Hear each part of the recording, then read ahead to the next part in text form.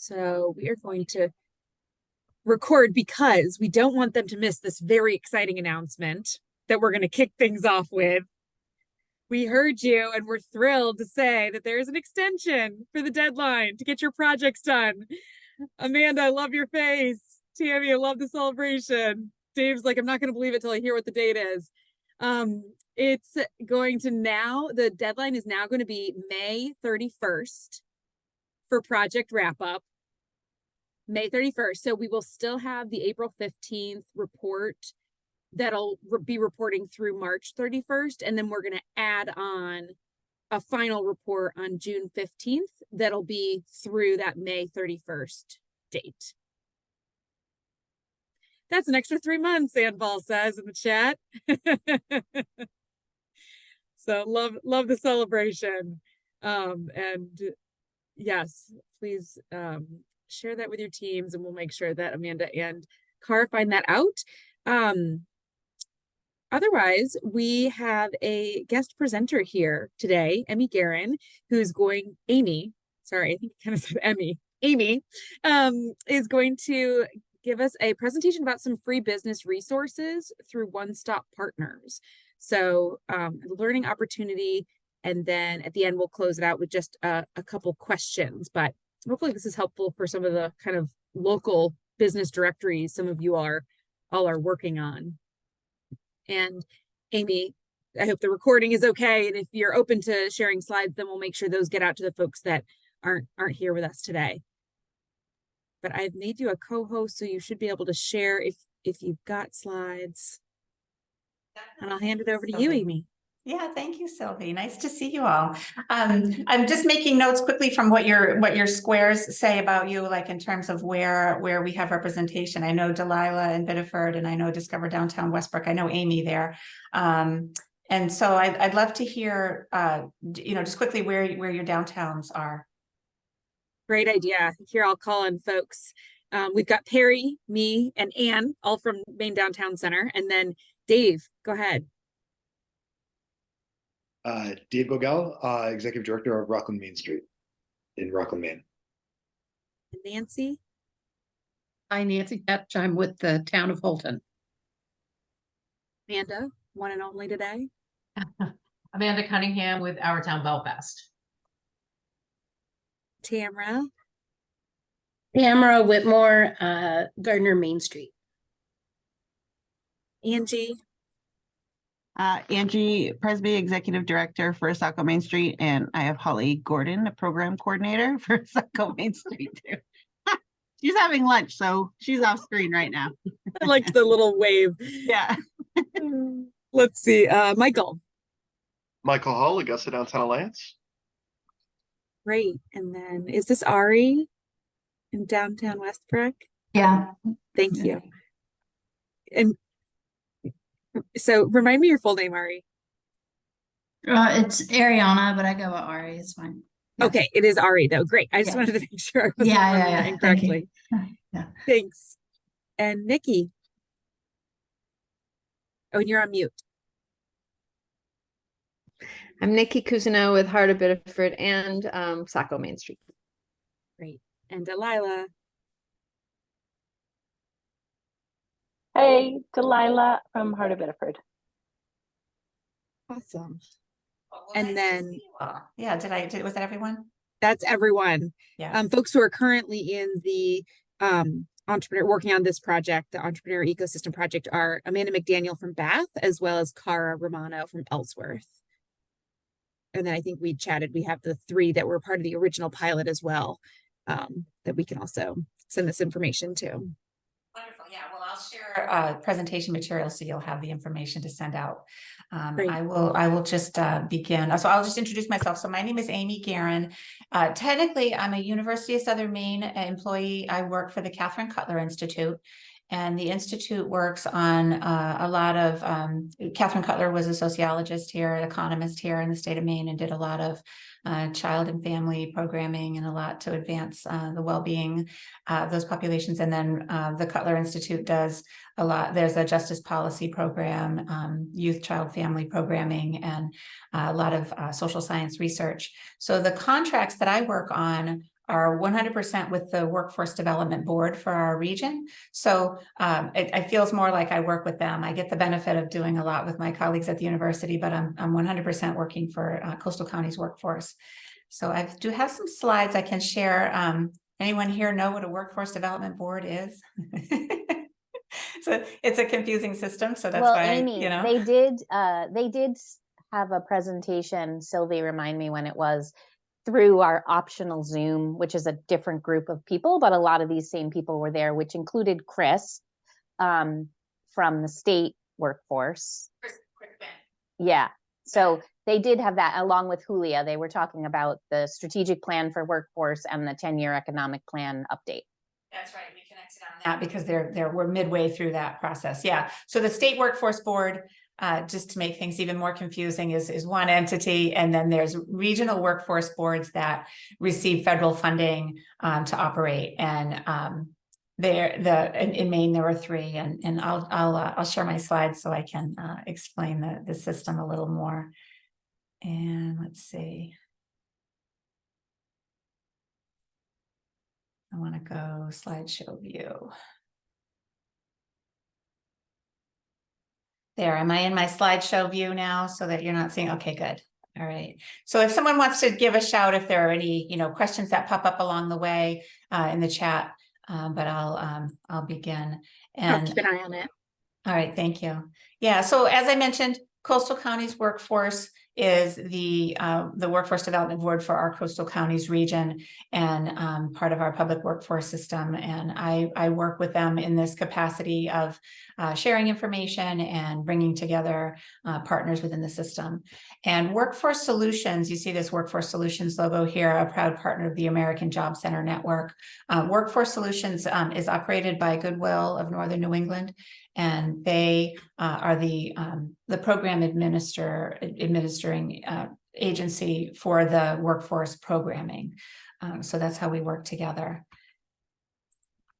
And so the purpose of the public workforce system, a lot of these slides have a lot of wordiness on them, and I'll send them out, but it's really designed to help this sort of trifecta of job seekers, education institution, and then employers that need that to all match up. So job seekers are getting the training that they need to fit the employment needs in the area. And so that's what the public workforce system is doing, and something that really, it was almost 100 years ago, Depression era, where there was a really high unemployment rate. And so getting people matched up to the jobs that needed to be done. We saw a lot of jobs being created at that time to get people working and trained and into the workforce. So entities that make up the public workforce system, the U.S. Department of Labor, of course, oversees the public workforce system. And then that funding goes out, like I was saying, goes out to the states and is administered within the workforce development system in the states. The Workforce Development Board works on a strategic vision. So of course we work with Chris Quint at the state to work on that.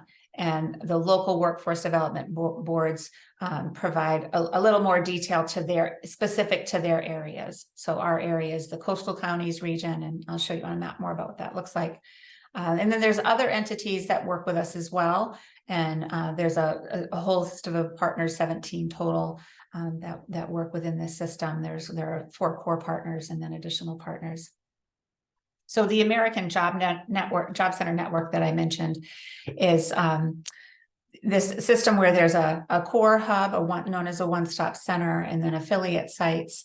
There are physical centers where job seekers can go, and business customers, such as yourself and your businesses and your Main Street programs, they can go and access services for employment and for training services. This one-stop center in our region is in Portland, and this is on Lancaster Street, and it's available for use by all of our system partners. Of course, the pandemic has changed a lot of the in-person services. At one time it used to be that everyone was present from all of those different system partners. They tend to rely more on the network of affiliate sites as well, which we have in all of the different counties, either through the Maine Department of Labor or affiliate Goodwill sites. And so the goal really is to integrate partner services and work within the system so that, you know, there are education institutions, rehabilitation services, human services, all available to job seekers in the network. And so Coastal Counties Workforce Inc., one of the workforce development boards, it's a nonprofit that is administering the workforce workforce programming that goes on through Goodwill Workforce Solutions. And there are 6 counties that make up it's like the lower 6 counties: Cumberland, Saginaw, Lincoln, Knox, and Waldo, and York. And as you probably know from living here in Maine, these are the most populous areas in Maine. And I will mention too, the majority of the programs that I'll talk about within the one-stop partner system are available statewide, either, you know, through state agencies. Department of Labor is a big service provider for a lot of the work, and the other workforce boards as well. So while our region is specific to Goodwill Workforce Solution providing certain services, adult education is another service provider, and there are adult education hubs throughout the state. So everything that about half of you here are in our coastal counties region, but the others of you that are here as well, all of this applies to you as well, because there's a workforce development board in your region. Aaron Benson is the Central Western Workforce Board Executive Director, and Galen Williamson is the Northeastern Executive Director. So those services are all available for you as well. And here's the regions I was talking about. So as you can see, the coastal counties, it's a small area, but as we know, that's where the majority of about half the population of the state of Maine is in that small area. So the less densely populated and, you know, less business area in the other regions have their own, you know, obviously transportation challenges as one that I can think of for sure, but they have their challenges as well. The way the federal funding comes into the states, however, is that it gets divided equally between the 3 regions. So even though there's a lot more people, a lot more business need in the coastal counties region, we get an equal portion as the other 2 workforce boards receive. So coastal counties' role within this system is to make sure that we're following Workforce Innovation Opportunity Act law, and that's something we'll talk about. But as I mentioned, starting Depression era, funding for the workforce system became a thing, and it's continued since, having different iterations of that law as time has gone by.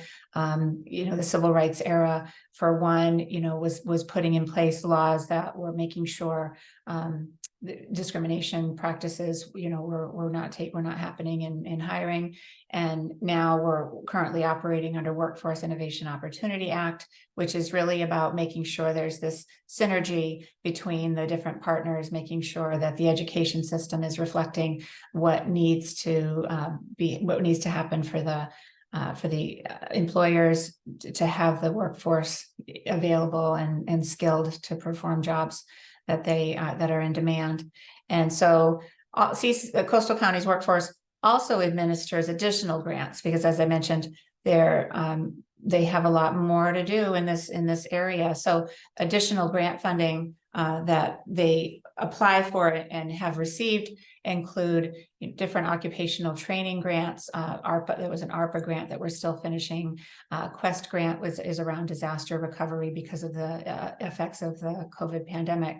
We're currently administering an Afghan refugee career pathways grant, and the U.S. Department of Labor recovery grant related to pandemic workforce shortfalls. There's another project that I work closely on, is this virtual American Job Center. So I talked about how the in-person job centers are less people actually there, offering services in person, but there's so much has happened during the pandemic, to create services that are virtually administered. And so this virtual American Job Center is currently in development, and we just finalized the contract for the firm here in Portland that's going to be creating this. And that'll be an option for everyone statewide, because that's a collaboration between the 3 workforce boards and the state. And then there's a rural healthcare grant and an opioid national emergency grant. And so these are all, and I actually should update this. We just received a grant that I worked on, which was a building infrastructure grant. So a lot of infrastructure funds were coming into the states from the federal government. So there was a grant released that was going to provide for training to get people trained to work in renewable energy jobs. So that's a really exciting one. That was just finalized July 1st. So that's the beginning of a 5-year grant to bring awareness to the good jobs in renewable energy here in the state of Maine, and continuing to get that work done. So the Workforce Innovation Opportunity Act, like I mentioned, it's a system that combines workforce development, education, and then economic development, so that there's this system that's thriving where businesses are getting the employees they need, who are trained in the skills that they need. And this was a law that was signed in 2014, and so we're looking at there's going to be a potentially new law in the maybe months ahead. But this was the most recent development since the Workforce Investment Act, WIA, from 1998.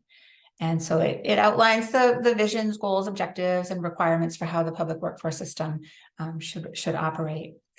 And the vision is to improve job and career options for workers and job seekers, and to support the development of strong regional economies. And this is where the workforce boards in our respective regions are working with the providers.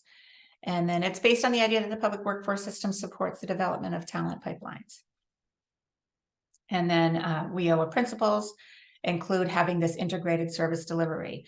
And so that's where I work with partners to make sure that we're collaborating together. I bring together the 17 different partners quarterly, and then I work with more of the front end management staff monthly to make sure that we're just sharing resources and aware of each other's work, and reducing duplication of services.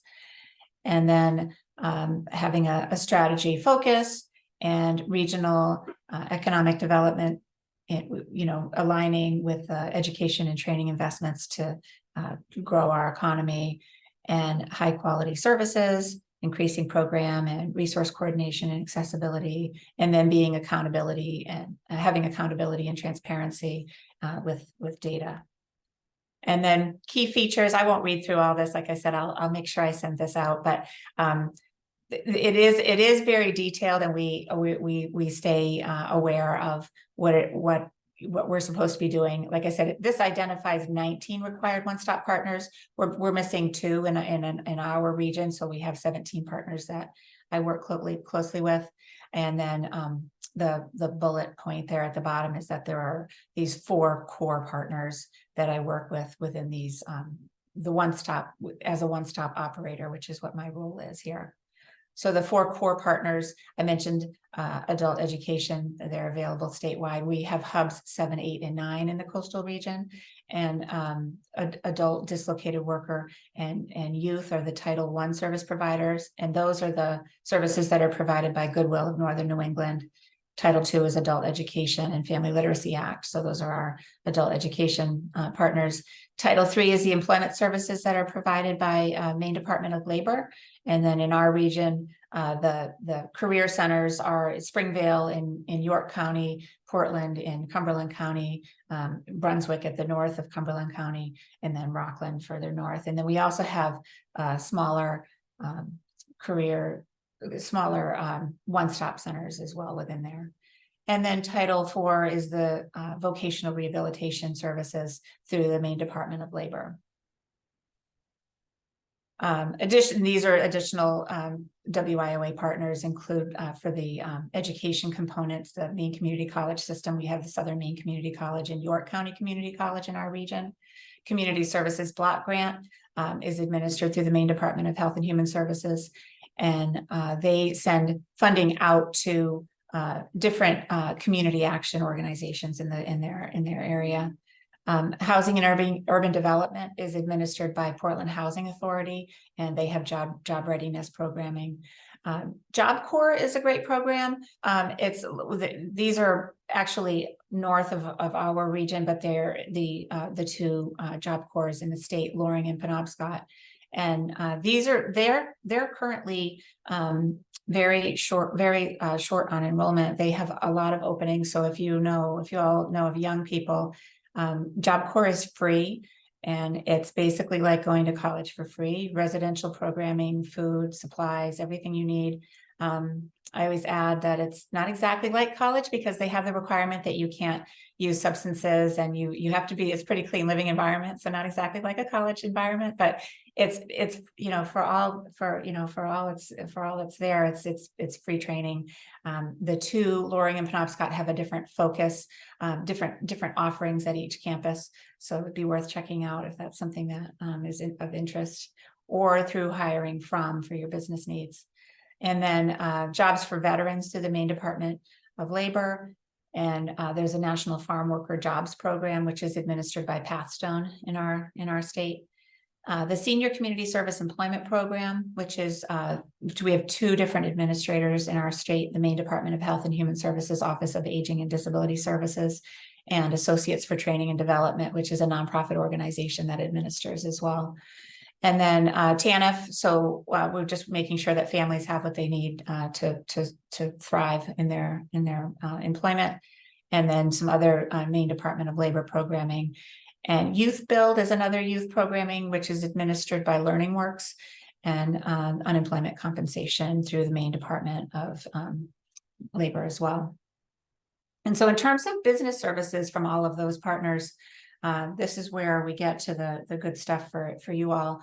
A lot of these partners can offer things like screening and referring job applicants, orientation sessions. A lot of small businesses don't have an HR department where they can do this sort of thing, vetting employees, or doing orientation sessions, or making sure they're adhering to making sure they're adhering to employment law. A lot of recruitment opportunities right now. Recruitment opportunities very specific to. They try to have different themes related to seasonal employment. I know one of the career centers was looking to speak to people interested in working for a startup. So if you've got a startup business, they wanted to have a recruitment opportunity specific to startups. Job accommodations and assistive technologies, that's something that vocational rehab is on top of in terms of training. I remember hearing it was a fairly high percentage of people have some sort of a disability, and a lot of them, of course, are not even visible. And so the little things that you can do at the workplace that will accommodate someone. I always share the example. My daughter works she doesn't have a disability, so I don't mean to imply that she does, or that this should be considered a disability, but she's working at a kind of a high-end gallery doing art restoration. And when she was job shadowing, one of the staff there showed her a room that doesn't have cameras in it. She said, "This is a room that doesn't have cameras. So if you have to cry, you can go in here." And I said, "That's kind of a red flag if you have to cry at work." And she's like, "Oh no, sometimes young girls just need to cry when they're at work." So just providing something like that, a room to go cry in, or a place to sit down. My mother is retired, but still actively working a part-time job, and her health is not well. And sometimes she just needs to sit down during the day. So there's little accommodations that we can make that we might not even think of. So there's resources for doing those trainings, doing evaluations and personnel policy for your staff. Apprenticeship programs are really big right now. There's a lot of funding for apprenticeship programs, especially through the Maine Department of Labor. Analyzing turnover. I know that right now a lot of people are just really desperate to hire, and they might not be looking at what's happening or why employees might be leaving. I know it's a lot of times it's just a few more dollars per hour, and there's not a lot you can do about that, but maybe looking into that more closely is something that could be helpful. And then I mentioned already compliance with employment laws, making sure you're keeping all that up to date. Employee handbooks. It's just that sort of information that can just help you when you don't have an HR department. There are, of course, new health insurance regulations coming up for businesses needing to offer health insurance, businesses needing to offer retirement plans coming up. So those sorts of things are always going to be available through these partners. And then I have my my information here at the end, my contact information. And like I said, I'll send this out so that we can share. And I'm happy to speak with any of you at any time. I'll stop sharing there and see if we have any questions.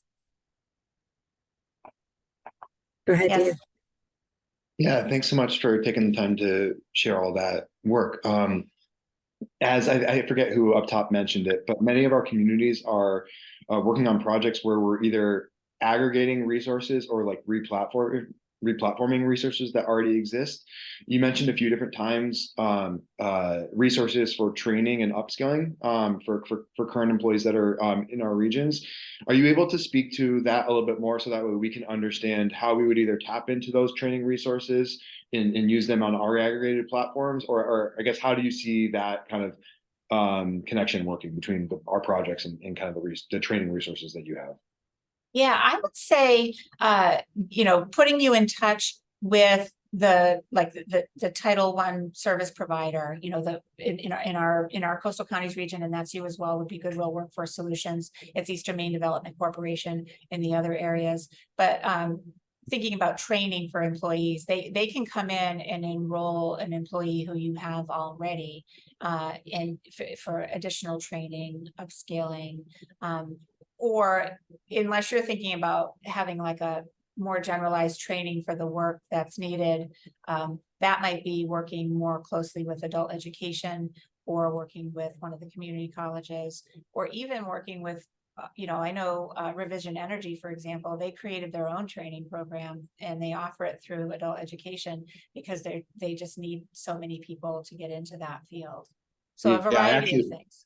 Yeah, that makes sense. Actually, I spoke with Fortuna about their program at Revision, and that's so that's helpful, and that's so specifically, it sounds like just like a follow up, potentially introduction to some of those local partners to understand the way that they're structuring their training program. Yeah, definitely. They know so much more about what they're doing. I mean, I'm just sort of a little in the background here, Totally. administration wise. As part of my work right now, I am interviewing just to monitor the work that that Workforce Solutions does. I speak with program participants and just interview them, and I get feedback on their program. And as well, at our annual meeting, we award and recognize different participants who have excelled in the program. And those moments are just, I mean, they're like, they bring tears to your eyes. It's like, this is life-saving work that these people are doing. You think about your job and how much a big part of your life it is. And so anyway, I rarely get to dive that deep into the work that happens by these system partners. And so but it's always a joy when I get to, but what I would do is connect you with either the service provider that can work with employees who need the training specifically, or if something needs to be developed in your region, either through adult education or one of the community colleges, or through one of these larger businesses that might be taking it on themselves. Okay, thank you. You're welcome. Any other questions for Amy? We will certainly share out your contact information with the presentation. Thanks so much for joining us, Amy. I just have one comment, Sylvie. I think it's really interesting for you guys to think about, maybe there's a new business that comes to town. Maybe they're a prime candidate to have an apprentice program. Or Michael, I think of all the work that you're doing with youth engagement and the Boys and Girls Club and the entrepreneurship. And I'm like, what's the layer in there about how, through Amy, there's a connection to some youth training and programming. And does that make sense to kind of bring that into Boys and Girls Club? No idea, you guys. I'm just spitballing, but those are a couple things that came up for me listening to Amy's comments. I'm glad you brought up the youth connection too, that the youth for our purposes is age 16 to 24. So it's sort of that young adult. And they're hard ones. They're hard ones to pin down. They're always the ones I can't always reach right away on phone when I'm doing these monitoring interviews. But we have an RFP out right now to youth serving organizations like the Boys and Girls Club could apply specifically to develop an outreach strategy for reaching youth more and getting them engaged in these programs. Well, thank you all for your time, and I'll send this along. And like I said, these partners are available for what comes to mind to me is this HR work. But you know best, and if you hear something that's related to, I hear people say, oh, this is a challenge to me to have to try to figure out the requirements around retirement packages I need to start offering my employees in the years ahead. I think of these partners as the ones who can help navigate those kind of rocky waters. Great. Amy, thank you so much. Thank Appreciate you. your Nice to time. see you all. All right. Take care. Good to see Thanks, you. Amy. Bye. Bye. Bye. Alrighty. And sorry, folks, my mistake on the surprise presenter that I didn't give you a heads up on when I sent that email yesterday of our very informal agenda. I had forgotten that we had scheduled Amy way back when.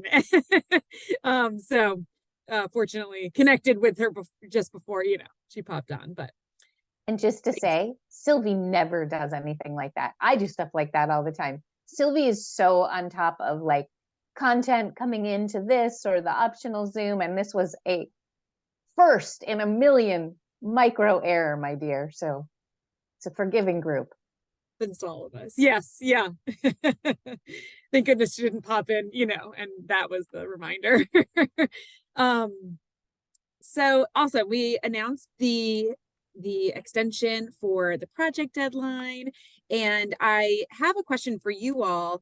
And then actually another update. And then also I think we'll have time for any questions or topics that you all have for each other or for us. But one question I had is, we are both doing a report for SBA, as well as I'm about to do a presentation early December to the SBA service providers, kind of statewide and regional service providers group that they collect. And we're going to talk, just about the work you all are doing and kind of, the role that each of you play and we play in this, bigger entrepreneurial ecosystem landscape, and just make sure that, we're continuing to connect the dots. Anyway, I would love to know, as a result of those kind of that planning period and even those service provider focus groups, are you all scheduling kind of programming or anything with SBA or SCORE? Or I know, I think Anne might have mentioned that Amanda in Bath has got some things lined up specifically with SBA. And so I thought it'd be great to be able to mention those things. So feel free to, chime in here, put it in the chat, email me. But even like a show of hands of just who all has connected with those folks to schedule out. Awesome. Tamara and Dave, I see you're off Zoom. Yeah. Sorry, would you count? We pulled in CEI and SBDC. I don't know if you would count. Great. But yeah, they're active. We're actively meeting with them weekly on this. And they're then trying to help you with building out this kind of resource directory. Yeah, that's correct. So they're providing advisory support on a weekly basis, as well as content and potentially some in-person programming. Awesome. And Tamara, I know I saw your hand up.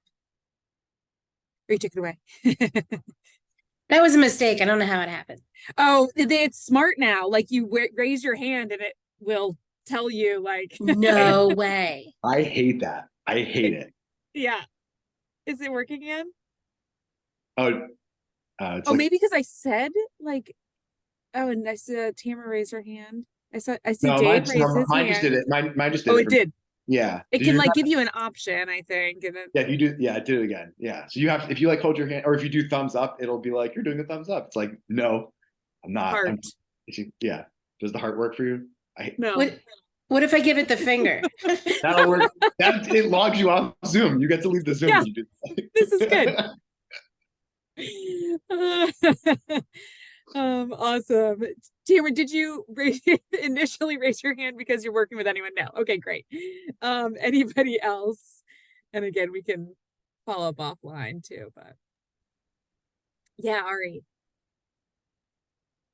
Well, we just have, it's very early stages, but we are speaking to SCORE to try to develop some, perhaps a mentorship ongoing in Westbrook. So Awesome. yeah, but That's this is great. early conversations. We haven't Of course. gotten any further than that. Of Yeah. course. Understood. Mm. Okay, great. And I see Nikki's comment in the chat, working with SCORE, as well as SBA and SMFA. What is that? What is S? I don't know that acronym. Is it a finance authority? Is that, I might have it wrong. I think it's Southern Maine Finance Agency. Okay, cool. Agency. Missing a letter.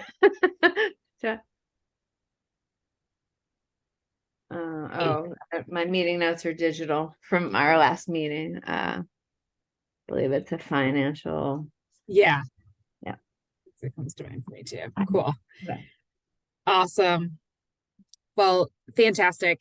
And if anything does pop into mind over the next 2 weeks and you think, oh yeah, we are considering doing this, it's okay that things aren't lined out. You have an even longer project deadline. So no pressure, but feel free to pop me a, yeah, Anne.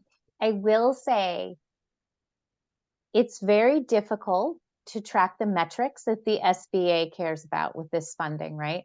They're like, how many jobs did you create? You know, we're like, well, we might create jobs, but it might be 3 or 5 years away. Or how many businesses started, right? That's like the metrics they're used to. But what we can report out, and what I am pushing in the community development land, is your relationships, number one, and match, right? Michael, you have leveraged Skowhegan savings, you know, money towards Boys and Girls Build Out and all these things. Like, those are two things that they can really understand.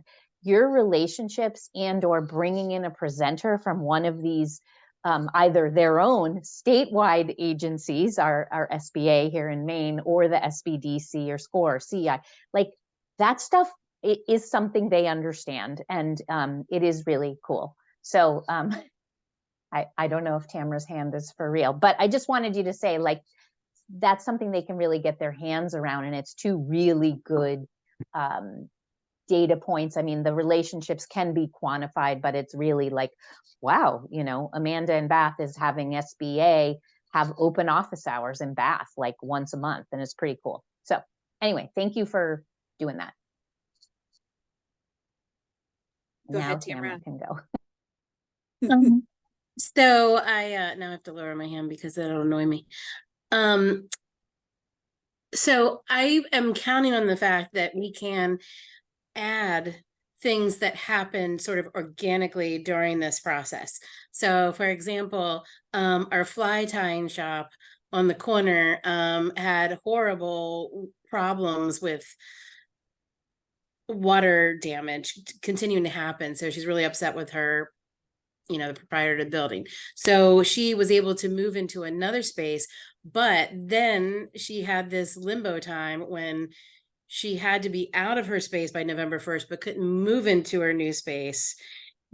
So I was standing there going, huh, well, we're renting the co-op for this market thing. So it's 2 doors down. I know you have to still move your stuff twice, but, and she was elated, you know, that we were able to like help support her that way. And then we helped her move and etc. So, you know, and then there's been another idea about another community gathering to get some input. So I'm just counting on the ability to, you know, reflect on what really happened, because sometimes it's hard to know what's going to happen. That's a great story. Just responding. That's an awesome story, awesome outcome. It's a destination oriented business and entrepreneur. Like, there's so many amazing things about that. Good for you. And yes, please write it down. And Dave, you had a follow up. Yeah, thanks. So Anne brought up something that I was hoping to cover off on.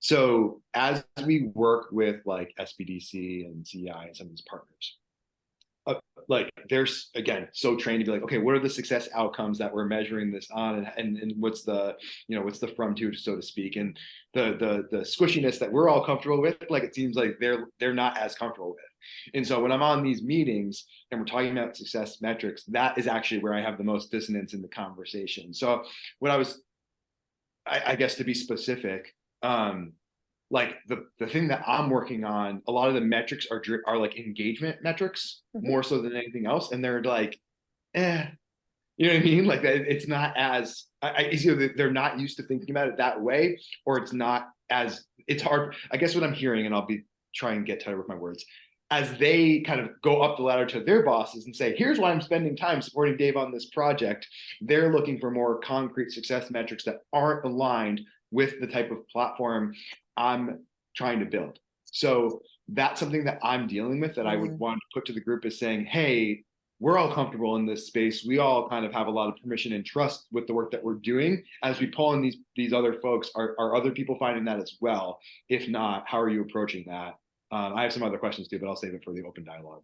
I just wanted, because you brought it up, and I wanted to. Yeah, no, it's a great question. And, you know, MDF, because we are an economic development organization, often is getting funding from, oh gosh, you know, banks, and it's like the metrics are not always what we're measuring. We're measuring kind of softer community development. So we are constantly like trying to say, this is why a relationship or community engagement matters, because this is what it does. It plants the seeds for this to happen later. So a lot of it from like my perspective, Dave, is not so much like, oh yeah, I can go measure that. It's like, well, let me make the case for why we're measuring this and what it's going to show you in the future. And, you know, embrace community development, embrace ecosystem building, you know, all that kind of stuff.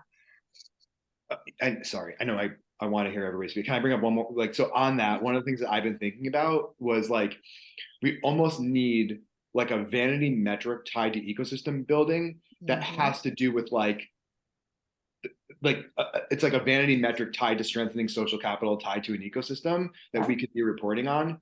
And I'm thinking about like, I guess I won't go into a bunch of examples of other times where I feel like it's been successful to create some kind of vanity metric that we like all agree is a KPI that we can measure against, that's tied to ecosystem building, that's like outside of some of those things. Because that's part of what I'm trying to get at, is like, what's the metric that I can show that I'm strengthening the social capital between service providers and new entrepreneurs that aren't plugged into that system? And I haven't been able to put my finger on what that is. And my last comment on this is like, I've reached also out to like other ecosystem builders. So I reached out to like Spark and Arbor to talk to them. And they were like, oh, we could never figure that out. And that was like a big problem for us. Yeah, no, it's true.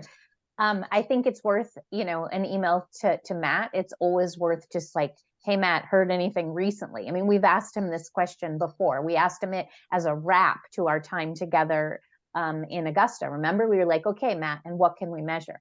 You know, so it's like, we're all kind of struggling with it.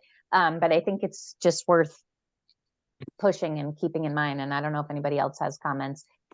Tamara added into the chat just the anecdotal, capturing the business feedback and stories in terms of impact. Yeah, I mean, stories and narrative and qualitative are absolutely one way to support like the social capital hits, if you will, like, you know, the relationship here.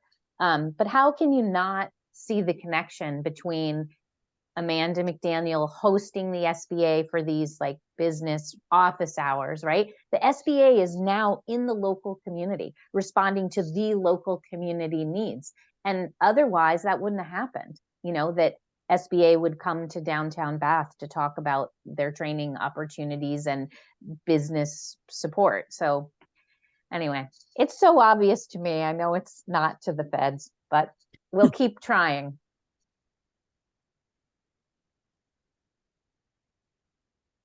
And Tamara said the work we were typically doing is not easily measured in short time frame.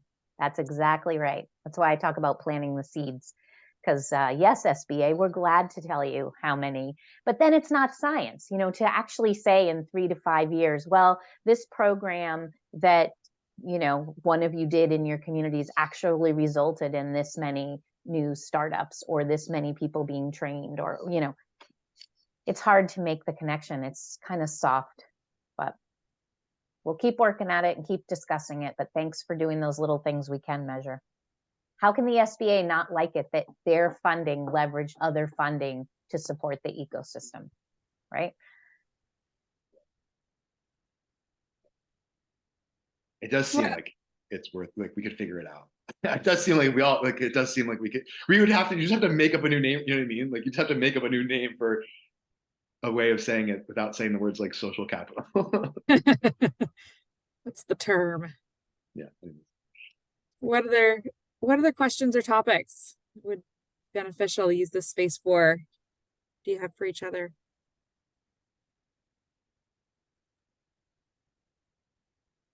I feel like I'm talking too much. I'll give a little bit more time for others to think about it. I did have one question in particular that I wanted to like bring up separate from the other thing I did. So I will hold back though, because Yeah. Angie, did you come off mute? Did you have one too? I just was kind of looking for clarification. Where was Amy from specifically? I feel like there was a lot of names thrown out there, and I couldn't grasp which one she was representing. I know, and I don't know, Anne, if you can fit these together better, but she was from the USM Catherine Cutler Institute. Right. And she was also representing the workforce development boards. Right. She's one of the regional boards. Like when she gave that like layout, I think the Catherine Cutler Institute is supporting that regional workforce effort in Cumberland County. And I agree. I was like, I work with these maps of chaos in so many different sectors in the state of Maine, from, you know, public health to climate. But I got to say, I was like, what?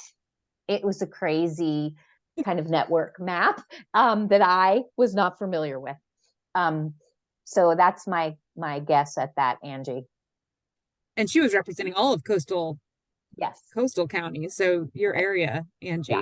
Yeah. Okay, yeah. And I mean, I guess the part that like I pulled from that was she was starting to talk about HR options, but again, I wasn't sure where to pull that from or how to share that resource with business owners.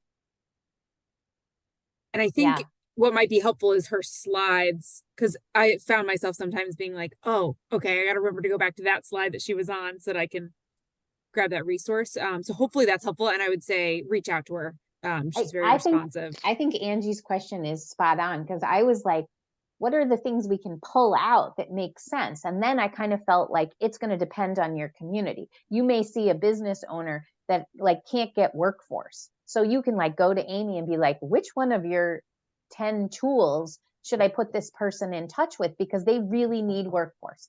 Can they link in with training? Can they link in with apprenticeship? Like, I don't even know, Angie, but that's kind of the way I landed on how you would use her resources. And Dave, I think, was thinking about it a little differently in Rockland. But I was trying to figure that out too. I was, because she brought up some people that I've spoken to, and the people that she referenced on that slide I've spoken to, and they weren't sure how to engage. So I spoke to like UROC, Department of Labor, I spoke to, and like they were like, ooh, we don't really know. I guess I'll share just kind of in the circle of our friend group here that like those people, while they do have those, they seem to be struggling from like the status quo, like the inertia of the status quo thing. And so when I'm trying to talk to them about how to do something new with their capacity, because they all have capacity, like to hear directly from them, they're like, yeah, we're twiddling our thumbs. Like we have capacity to be helping out. Nobody's coming to us. And I was like, cool, here's some ways in which I feel like I can bring those people to you. It was very, very hard to like move off the gospel of the status quo. So that's what I was trying to get at, but without saying that directly to her, is like, I've talked to a lot of people on the slides, and they're excited to jump on a Zoom with me or grab a cup of coffee, but aren't really open to thinking about new pathways. The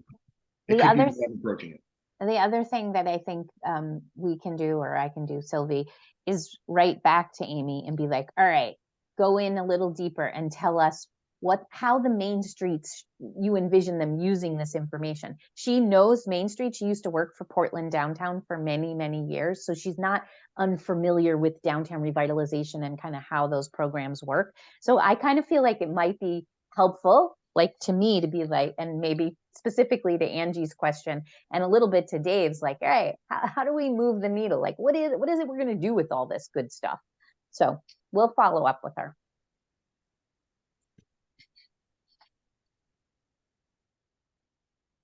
Yeah, this is great.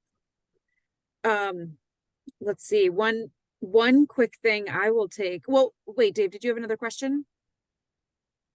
I do, but I want to give space. I think I just want to make sure that I'm giving space to other people to ask their questions too. But yeah, I did have one if we have time. Anybody else? Looks like Tamara's got a story for us. We have time. Go ahead, Dave. Okay, yeah, I think this can be quick because it's. So I was coming here because some of the advisors on our project are asking me to like essentially do a step that we weren't thinking about before our project. And I was worried we weren't going to have time to do that. Surprise, it now seems like we might have time to do that. You've added a quarter to the project, but I think what I'm trying to understand is like, if I shift back some of the deliverable kind of road mapping that was approved by you all to add in an extra component that I'm not worried about the funding for, but it shifts the timeline, I guess, to the next quarter.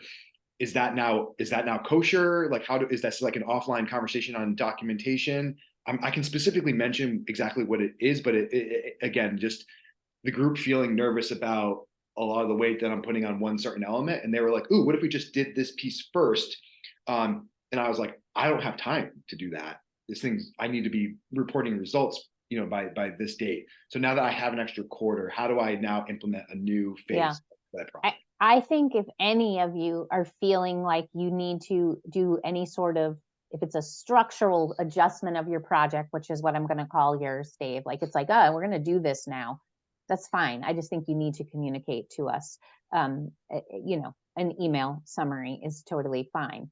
If it's really more like, we're just stretching it out, then I don't think we need to adjust. I just think if you're going to change a component or the structure, then you need to let us know. Because this is probably a 30-second thing, is it possible just to hang on at the end of the call and I can just share with you directly what it is and you can let me know how to proceed? So unfortunately, I am jumping to a 1 o'clock with Maine Community Foundation that I can't miss.